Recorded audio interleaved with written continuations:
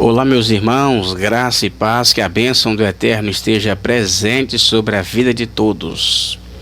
Aqui é o pastor Leonardo, bem-vindo ao nosso canal este que tem por propósito fazer a exposição da palavra de Deus e apresentar também ensinamentos da Bíblia Sagrada. Nesse vídeo, eu quero apresentar para você um tema muito interessante, que todo cristão precisa atentar para isso. Se der, eu vou fazer a apresentação dessa exposição bíblica em algumas partes. Eu vou dividir em partes porque o assunto é muito bom, o assunto é muito interessante, o tema é muito atraente e eu estava aqui pensando na vida humana. Eu estudo bastante sobre a vida humana, que é passageira. E o tema que eu quero falar nesse vídeo, em poucas palavras, é sobre vivendo na sombra da eternidade. Vivendo na sombra da eternidade, dentro de um conceito de que a eternidade está logo ali. Aí você pode perguntar: Leonardo, mas como assim? A vida do homem é passageira. A Bíblia diz que o homem é como a erva. Com o passar do tempo ou de dias, ela seca e morre. A única coisa que permanece é a palavra de Deus. Esse tema, ele me chama muita atenção, porque o homem, ele vive à sombra da eternidade. Ele sempre está a um passo da eternidade. Salomão, quando ele escreve Eclesiastes capítulo 3, ele vai falar que há um tempo determinado para todas as coisas que estão debaixo do céu e em cima da terra. No capítulo 3, ele vai falar sobre há tempo para tudo. Tempo de plantar, tempo de colher, tempo de ajuntar, tempo de espalhar, tempo de abraçar e tempo de afastar. Nessa lista temporária de brevidade, Salomão diz que há um tempo de nascer, mas há um tempo de morrer. A vida humana é passageira, a vida humana é breve. Salomão, em Eclesiastes, ele traz muitas lições. E uma das lições que ele apresenta é: tudo que vier para você fazer, faça conforme a sua força.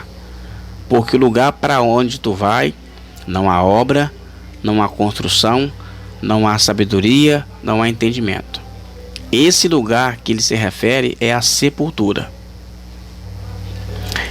Mais adiante, no capítulo 12 de Eclesiastes, Salomão ele vai usar uma linguagem figurada, usando uma casa velha em decadência, colocando ali como prisma que a vida humana é passageira.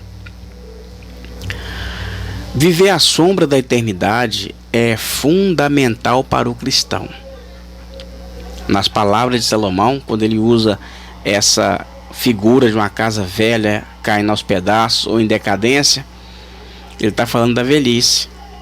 Cada frase poética que ele usa ali, de forma figurativa, ele está falando dos órgãos do homem, ele está falando do corpo do homem, ele está falando de acordo que o tempo passa, o homem fica velho e algumas mudanças começam a acontecer até ele ir para a sepultura. No versículo 1 de Eclesiastes 12, Salomão vai falar o seguinte: lembra do seu Criador nos dias da tua mocidade, antes que venham os maus dias e cheguem os anos que você vai dizer: não tenho neles contentamento. É a velhice. Então, viver à sombra da eternidade é fundamental para o cristão. E eu quero falar aqui com as minhas palavras de que forma podemos viver à sombra da eternidade. Quando você está debaixo de uma árvore e que a sombra da árvore te alcança e te cobre, é sinal que você está próximo da árvore. Então, viver à sombra da eternidade é sempre viver a expectativa da eternidade. O apóstolo Paulo, em Colossenses capítulo 3, versículo 2, ele vai usar uma linguagem falando o seguinte: pensai nas coisas de cima e não nas que são da terra. Jesus, sempre ensinando seus discípulos, ele sempre dava uma ideia de que o reino de Deus é primordial. Ele sempre diz: olha, o reino de Deus está em vocês, o reino de Deus está próximo, é chegado o reino de Deus. Ele disse: buscai primeiro o reino de Deus e a sua justiça, e as outras coisas, e todas estas coisas serão acrescentadas. Viver à sombra da eternidade é estar com o pé no chão na terra e o coração e a mente voltadas para a eternidade.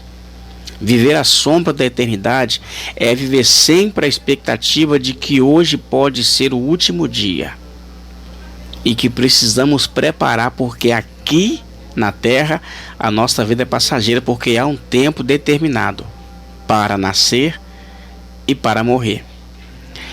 Então quando a gente para pensar, quando a gente para poder pensar nessas coisas, a gente passa a entender que a vida humana, ela é breve.